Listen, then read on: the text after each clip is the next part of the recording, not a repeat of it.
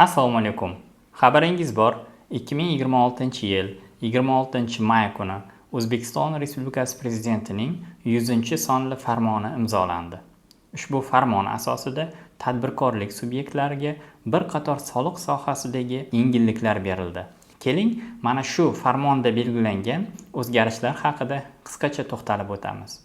Tadbirkorlik subyektlarini eng quvontirgan o'zgarishlardan biri bu qo'shilgan qiymat solig'iga o'tish chegarasini 1 milliardlik chegarani oshirilganligi bo'ldi. 1-iyun 2026-yildan boshlab qo'shilgan qiymat solig'iga o'tishning chegarasi 1 milliard so'mdan bazaviy hisoblash miqdorining 12 ming barobarigacha etib belgilandi.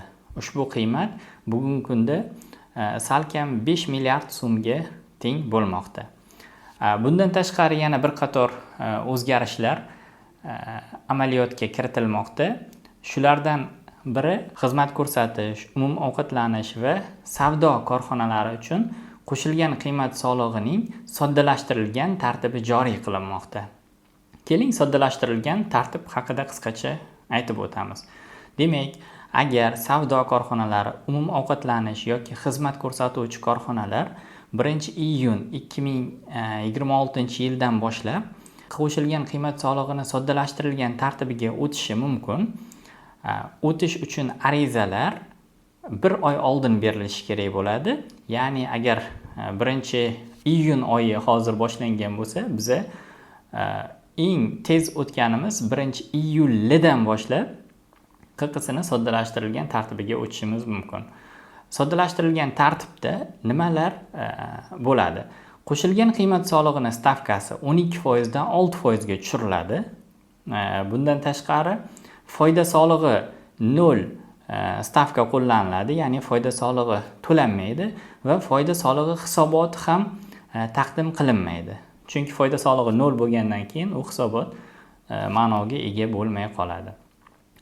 Keyin soddalashtirilgan tartibda faqat zachot mexanizmi ishlamaydi. Ya'ni siz xarid qilayotgan tovarlar yoki xizmatlaringizdagi qo'shilgan qiymat solig'ini zachotga hisobga ola olmaysiz.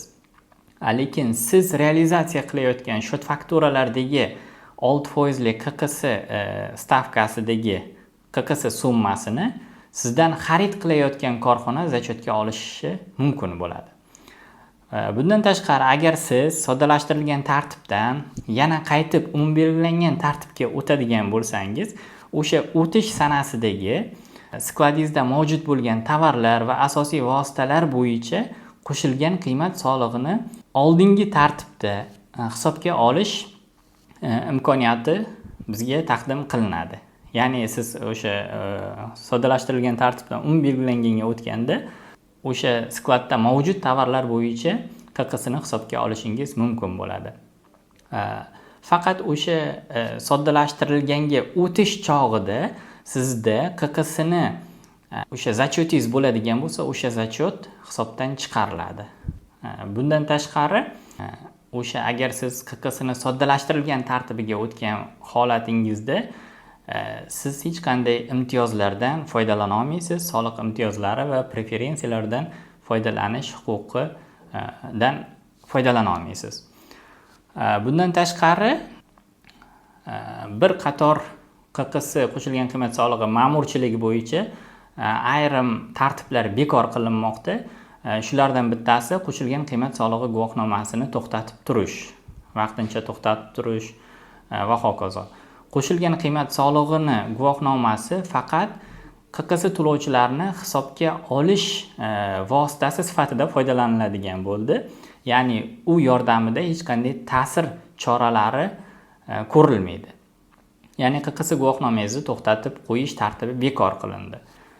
Bundan tashqari, bilamiz, import qiluvchi yuridik shaxslar, YTTlar yoki o'zini o'zi band qilgan shaxslar import qilganda ular majburiy ravishda qo'shilgan qiymat solig'i to'loviga o'tishi kerak edi.